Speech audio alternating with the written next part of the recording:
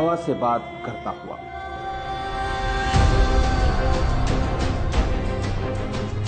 रेत के सीने को चीरता हुआ, बिजली की रफ्तार से कुछ हिंदुस्तानी सपूतों का एक छोटा सा कारनामा तारीख के पन्नों में अपनी जगह बनाने, आंखों में एक अजीम मकसद लिए अरब की जमीन करबला की तरफ रवां।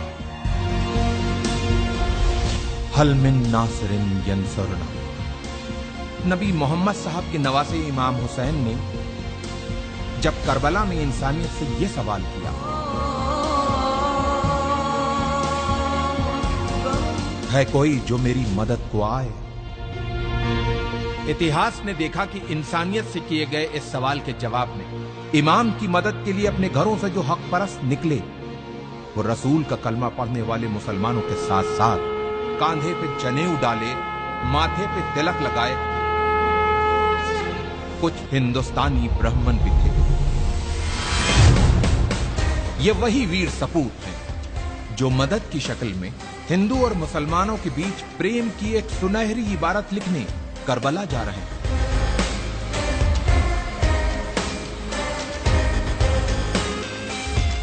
जालिम बादशाह यजीद अपनी हुकूमत के नशे में चूर होके इंसानियत का चेहरा बिगाड़ देना चाहता था, लेकिन उसे यह पता था कि जब तक नबी मोहम्मद साहब के नवासे इमाम हुसैन जिंदा हैं, तब तक वो अपनी मर्जी की नहीं कर सकता। उसके इसी डर ने इमाम हुसैन को उनके परिवार के साथ करबला में घेर के उनसे अपनी हुकूमत के सामने सर झुकाने को कहा।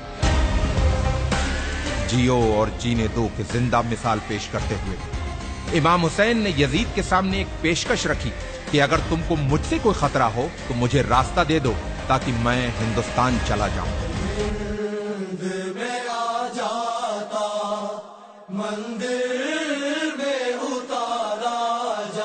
इमाम को दरियाए फरात के किनारे घेर लिया गया, उनके बच्चों और औरतों पर पानी बंद कर दिया गया।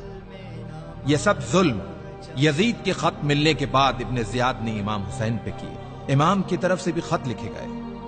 कहते हैं कि लोग मुसीबत में अपनों को याद करते हैं या फिर मुसीबत में जो साथ दे वही अपना होता है। इमाम हुसैन ने अपने बचपन के दोस्त हबीब को खत लिखकर मदद को बुलाया और दूसरा खत करबला से दूर, बहुत दूर भारत के एक हिंदू राजा के नाम लिखा गया। इमाम हुसैन के बेटे अली इब्ने हुसैन ने अपने भाई भारत के राजा समुद्रगुप्त के नाम लिखा था यह खत। सुनने में अटपटा लगने वाले इस रिश्ते का इतिहास गवाह है।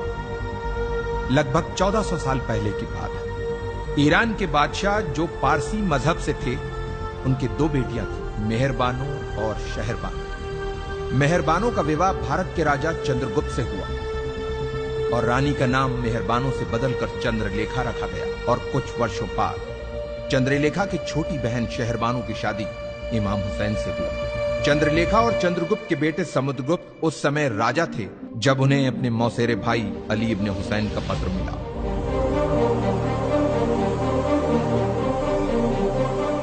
राजा समुद्रगुप्त ने जल्द ही वीर सैनिकों की एक टुकड़ी तैयार करके उसे करबला की तरफ रवाना किया। इन वीर सैनिकों के सरदार का नाम रेहबदत था, जो एक मोहियाल ब्राह्मण थे। अफसोस, जब रेहबदत अपनी सेना के साथ करबला पहुंचे तो इमाम हुसैन को शहीद किया जा चुका था। यह जान इन ब्राह्मणों का दिल टूट गया और जोश में अपनी तलवारों को अपने गलों पर रख लिया कि जिसकी जान बचाने आए थे, जब वही नहीं बचा तो अब हम जी के क्या करेंगे। लेकिन इमाम के एक चाहने वाले अरब के वीर योद्धा जनाबे मुख्तार के मना करने पे इन वीर सैनिकों ने अपनी तलवारों को अपने गलों से हटाया और मुख्तार के साथ मिलकर खूने इमाम हुसैन का बदला लेने के मकसद से दुश्मनों से एक यादगार युद्ध किया और उन्हें हिंदुस्तानी तलवार के जौहर दिखाए। इन वीर सैनिकों ने करबला में जहां पड़ाव डाला था, उस जगह को हिंदिया कहते हैं, जो जगह आज भी उसी नाम से मौजूद है। इन ब्राह्मणों में से कुछ करबला में वीर गति को प्राप्त हुए, कुछ वहीं बस गए और कुछ अपने देश भारत चले आए। इतिहास इन वीर ब्राह्मणों को हुसैनी ब्राह्मण के नाम से जानता है।